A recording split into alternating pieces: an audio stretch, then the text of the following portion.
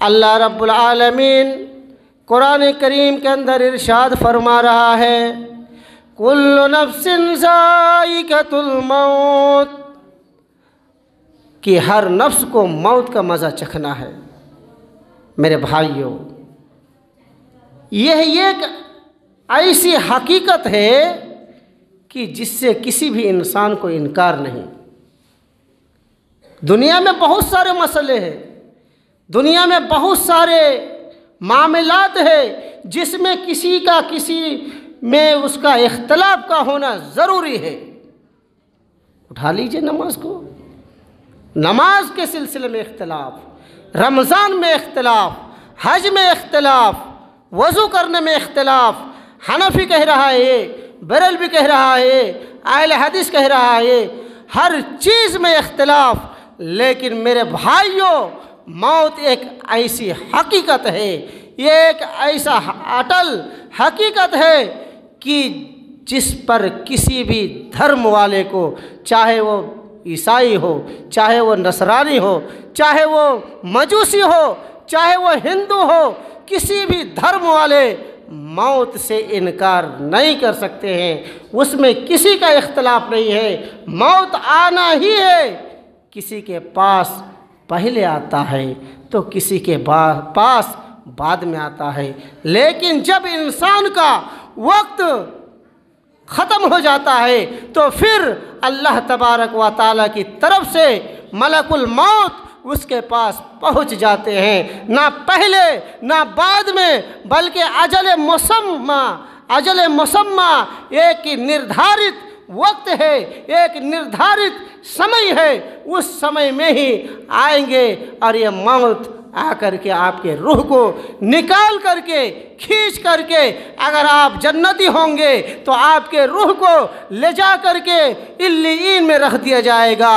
और अगर आप फासिक हैं, फाजिर हैं, बिदअती हैं, खुराफात से आप जुड़े हुए हैं, आप काफिर हो गए हैं, आप इस्लाम का इनकार कर रहे हैं, तो फिर अल्लाह रब्बुल आलमीन के पास आपकी इस रूह को ले जाया जाएगा और ले जा करके वहाँ से सिज्जीन में फेंक दिया जाएगा। आपके रूह को सिज्जीन में रख दिया जाएगा। मेरे भाइयों, होश की नाखुन लेने की ज़रूरत है। इस दुनिया में दिल लगाने की ज़रूरत नहीं है।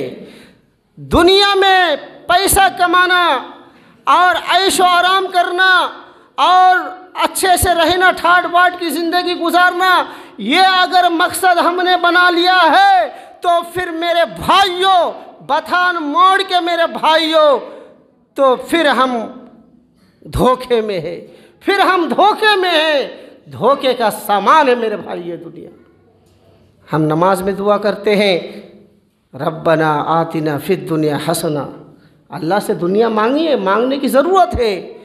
ज़िंदगी गुजारने के लिए, ज़िंदगी बसर करने के लिए पैसा की भी ज़रूरत है। इसका मतलब यह नहीं कि पैसा की चक्कर ही में आप अपने ईमान का सौदा कर लीजिए, अपने ईमान को खराब कर लीजिए।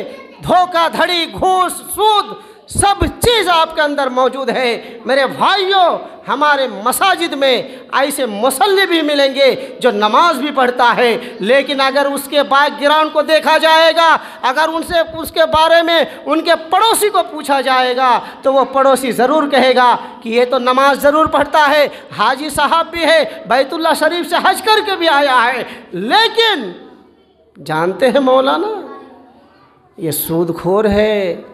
इनका खाता चलता है बैंक में, इनका खाता बंधन बैंक में भी चलता है, महीने में लोन लेता है, अपने बीवी के नाम पर पैसा लिया है। मेरे चाय पाड़ा के लोगों, मेरे बथान के, मेरे अहले हदीस भाइयों, आज मैं आपकी इस मस्जिद से ये ऐलान करके जा रहा हूँ, मेरे भाइयों, जहन्नम की आग से अपने आप को बचा लो, कामयाब बन जाओगे। अपने बीवी बच्चों को जहन्नम की आग से बचा लो।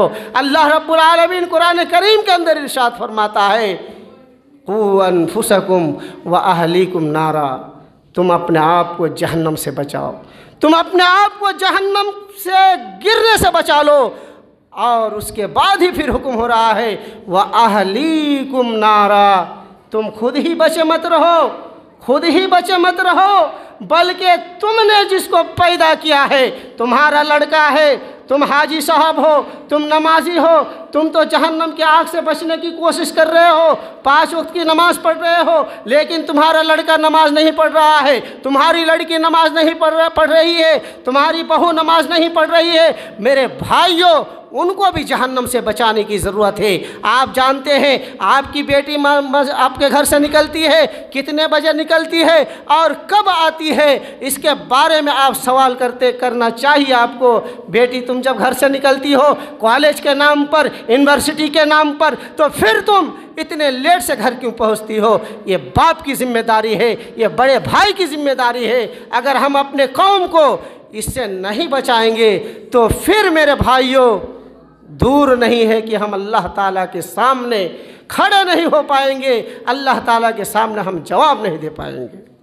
मैं कह रहा था मेरे भाइयों, मौत, एक शायर कहता है, अल मौत कदहुन कुल्लु नफ्सिन शारिबुहु वल कब्र बाबुन कुल्लु नफ्सिन दाखिलुहु। एक शायर कहता है, क्या ही खूब कह रहा है, मौत एक ऐसा प्याला है कि जिस प्याले को हर इंसान को पीना जरूरी है। मौत एक ऐसे पीने की चीज़ है, एक ऐसे प्याला में शरबत रखा हुआ है, उसको पीना हर इंसान के लिए ज़रूरी है। और कब्र एक ऐसा दरवाज़ा है, कब्र एक ऐसा मंजिल है कि जिस दरवाजे से हर इंसान को घुसना पड़ेगा, हर इंसान को कब्र में जाना पड़ेगा। मेरे भाइयों, दुनिया में की ज़िंदगी, किसी को अल्लाह ताला ने 70 साल ज़िंदगी दिया है, 80 साल ज़िंदगी दिया है, 90 साल ज़िंदगी दिया है। मेरे भाइयों, आने की तो लिस्ट है हमारे पास मौजूद। आप जानते हैं उस बच्चे की जन्म तारीख इतना है, उस बच्चे की जन्म तारीख इतना है, उस बच्चे की जन्म तारीख इतना है, लेकिन मेरे भाइयों, कोई इंसान ये नहीं कह सकता है कि जाने का सीरियल क्या है। आने का तो सीरियल मालूम है, इसके बाद ये आया है, उसके बाद वो आया है, उसके बाद वो आया है। आने का सीरियल हर इंसान को मालूम है, लेकिन मेरे भाइयों, मौत एक ऐसी चीज़ है, ये एक ऐसी अटल हकीकत है कि इसके जाने का कोई सीरियल नहीं है। 2 दिन का बच्चा भी मर जाता है, माँ बाप बिस्तर में पड़ा हुआ है, जवान बेटा चला गया, लो इनकार है किसी को? अरे अल्लाह, क्या आपका आँख नहीं है, देख नहीं रहे हैं? बच्चा कमा करके ला रहा था, माँ बाप को खिला पिला रहा था, अब वो बच्चा ही चला गया? नहीं, अल्लाह की तकदीर पर हमें ईमान लाना है और उसी पर राज़ी हो जाना है। मेरे भाइयों, नमाज, मौत से पहले आप अच्छे अमल कर लीजिए, मरने से पहले उसकी तैयारी कर लीजिए कि हमें क्या क्या तैयारी करना है मेरे भाइयों, नहीं तो फिर हम खसारे उठाने में से हो जाएंगे, घाटा उठाने वालों में से हो जाएंगे। मेरे भाइयों, सैयदुल अंबिया, नबियों के सरदार, जितने नबी आए थे, हज़रत आदम अलैहिस्सलाम से लेकर के हमारे नबी जनाब मोहम्मदुर रसूलुल्लाह तक जितने नबी आए थे, सबका सरदार कौन? बताइए कौन थे? हमारे नबी सल्लल्लाहु अलैहि वसल्लम, मोहम्मद सल्लल्लाहु अलैहि वसल्लम। उनको भी मौत आई कि नहीं? हमारे नबी भी मर गए हैं। अल्लाह अकबर। तो हमारे नबी के मरने का मंजर आप जानते हैं, सुने हैं कभी कि हमारे नबी का इंतकाल किस तरह से हुआ? और मेरे नबी सल्लल्लाहु अलैहि वसल्लम बिस्तर में पड़े हुए थे, बिस्तर में बीमारी की हालत में अल्लाह के नबी सल्लल्लाहु अलैहि वसल्लम हम लोगों के लिए क्या कह करके गए हैं, आप जानते हैं? मेरे नबी जनाब मोहम्मदुर रसूलुल्लाह सल्लल्लाहु अलैहि वसल्लम एक जनाजे में गए हुए थे। मदीने में किसी इंसान का इंतकाल हो गया था, वहाँ पर कब्रिस्तान में गए हुए थे मुर्दे को दफन करने के लिए।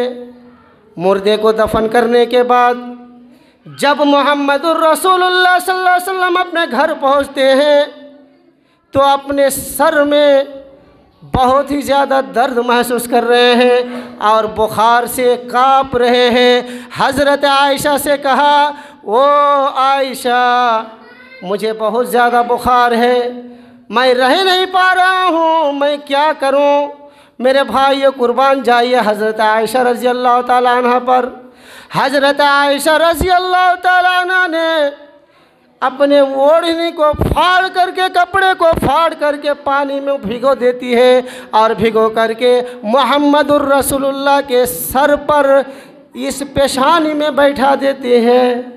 उसके बाद मेरे भाइयों हज़रत आयशा कहती है, मैंने जब ये काम किया, कपड़े को फाड़ करके पानी में डाला, पानी से निकाल करके मुहम्मदुर रसूलुल्लाह के पेशानी पर रखा, तो अल्लाह की कसम मैंने अपने आँख से देखा है कि फ़ौरन वो पानी अल्लाह के नबी सल्लल्लाहु अलैहि वसल्लम के पेशानी से सूख गया। इस कदर बुखार थी अल्लाह के नबी सल्लल्लाहु अलैहि वसल्लम, बुखार बहुत शिद्दत थी। उसके बावजूद अल्लाह के नबी सल्लल्लाहु अलैहि वसल्लम कह रहे हैं, क्या आया आयशा अज़ान हो चुकी है? हज़रत आयशा कहती है, हाँ अज़ान तो हो चुकी है। अल्लाह के नबी सल्लल्लाहु अलैहि वसल्लम नमाज के लिए खड़े हो जाते हैं, नमाज के लिए तैयारी करते हैं। कहते हैं, आयशा मुझे गुस्ल करा दो, आया आयशा पानी ले आओ, पानी का इंतज़ाम करो, मुझे नमाज अदा करना है। मेरे भाइयों कुर्बान जाइए, हज़रत आयशा रज़ी अल्लाह ताला अन्हा ने मदीने के 7 कुएँ से पानी लाया गया, मशकीज़े में भर भर के पानी लाया गया और मेरे नबी को गुस्ल देने के लिए खड़े होते हैं, गुस्ल के लिए शुरू करते हैं। गुस्ल ख़त्म हो जाता है, अल्लाह के नबी नमाज के लिए खड़े होते हैं, फिर गशी तारी हो जाती है, फिर अल्लाह के नबी बेहोश होकर के ज़मीन में गिर पड़ते हैं। फिर होश आता है, फ़ौरन कहते हैं, आई आयशा क्या अज़ान हो चुकी है? हज़रत आयशा कहती है, हाँ अल्लाह के नबी अज़ान तो हो चुकी है, लोग नमाज के लिए इंतज़ार कर रहे हैं, आपके इंतज़ार कर रहे हैं। अल्लाह के नबी फिर कहते हैं कि अय आयशा मुझे गुस्ल दिलाओ, फिर गुस्ल कराया जाता है, फिर होश संभालते हैं, नमाज के लिए खड़े होने के लिए तैयारियां करते हैं, फिर गशी तारी हो जाती है और फिर ज़मीन पर गिर पड़ते हैं।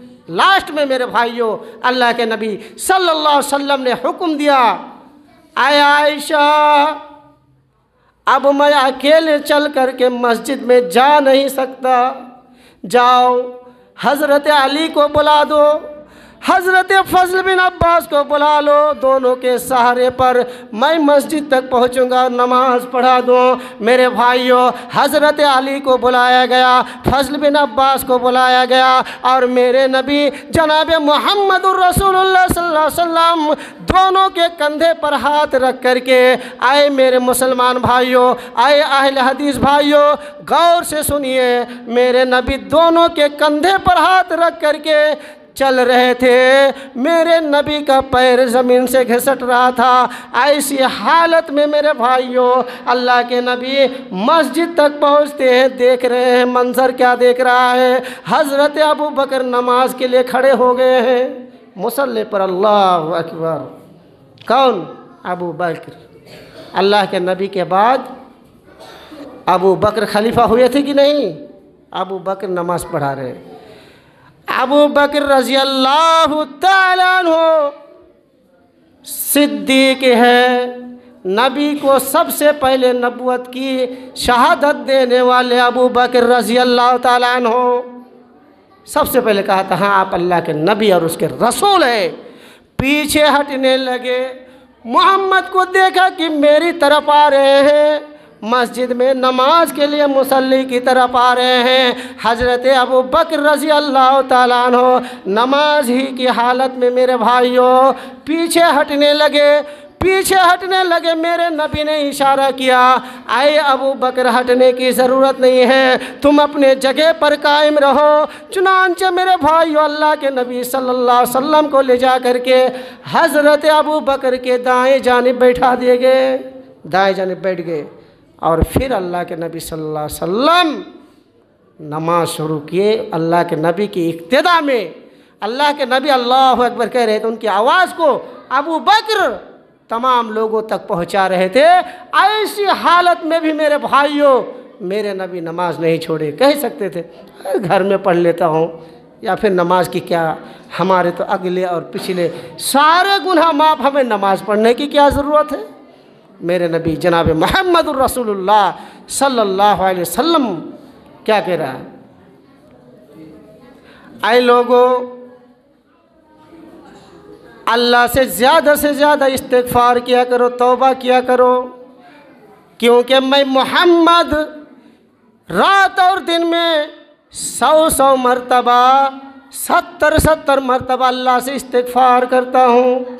आप थोड़ा गौर कीजिए, जिस आदमी का अगले और पिछले सारे गुनाह माफ़, उसके बावजूद ये अल्लाह से इस्तिग़फ़ार कर रहे इतने मरतबा, तो हमें कितने मरतबा इस्तिग़फ़ार करना चाहिए बताइए।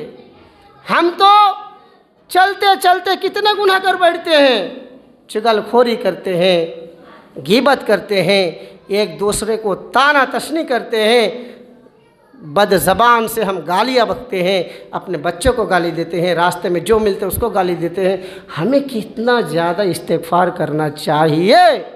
मेरे भाई अल्लाह के नबी बिस्तर में पड़े हुए हैं, दुआ कर रहे हैं, क्या मर्ज़ुल मौत में दुआ कर रहे हैं, अस्सलात अस्सलात व मा मलकत ऐमानुकुम। आए लोगों नमाज नमाज नमाज की हिफाजत करना, नमाज की हिफाजत करना, और अपने मातहत में रहने वाले इंसानों की तुम लोग देखभाल करना। अपने मातहत में जो रहता है, काम के लिए रखे हैं, नौकर है, उसके साथ नरमी से बर्ताव करना, नरमी का बर्ताव करना। मेरे भाइयों अल्लाह के नबी सल्लल्लाहु अलैहि वसल्लम का जामे खुतबा क्या कह रहे हैं, सुनिए गौर से। मौत की तैयारी नहीं तो क्या है, हमने अपना मौत के लिए क्या तैयारी किया है। हम अपने भाई से जो दुश्मनी किए हैं, अपने भाई की जो ज़मीन को दखल कर लिए हैं, हमने उससे को अपने मौत से पहले अपने अच्छे वक्त रहते रहते हमने उससे माफ़ी मांगा या नहीं मांगा। अल्लाह के नबी सल्लल्लाहु अलैहि वसल्लम कह रहे, ऐ लोगों मैं मोहम्मद, अगर तुम लोगों में से किसी को मैंने गाली दिया है, अगर मैंने किसी को चाबुक मारा है, अगर मैंने किसी को छड़ी मारा है, तो आओ मोहम्मद अभी तुम्हारे सामने हाजिर है, बदला ले लो, बदला ले लो, मैं हाजिर हूँ। क्योंकि मैं फिर क़यामत के दिन कुछ भी नहीं कर सकता। मेरे भाइयों गौर कीजिए थोड़ा सा, मेरे नबी जनाब मुहम्मद रसूलुल्लाह सल्लल्लाहु अलैहि वसल्लम किस कदर अगले पिछले सारे गुनाह माफ़, उसके बावजूद इस्तिग़फ़ार कर रहे हैं, तौबा कर रहे हैं। तो हमें ज़्यादा से ज़्यादा करना चाहिए, तौबा इस्तिग़फ़ार करना चाहिए, और अपने अच्छे औकात को अच्छे काम में लगाने की ज़रूरत है। ये जो चंद मिनट आप लोगों ने आप लोग यहाँ आकर के तकरीरें सुन रहे हैं, उलमा की तकरीरें सुन रहे हैं, यहाँ आए हुए हैं, ये मौका फिर हमेशा नहीं मिलेगा मेरे भाइयों। इसी चंद बात को कह करके मैं अपनी तकरीर को ख़त्म कर रहा हूँ। अक़ूलु क़ौली हाज़ा अस्तग़फ़िरुल्लाह ली व लकुम व लिसाइरिल मुस्लिमीना मिन कुल्लि ज़ंबिन व अतूबु इलैह। जज़ाकल्लाहु खैरा।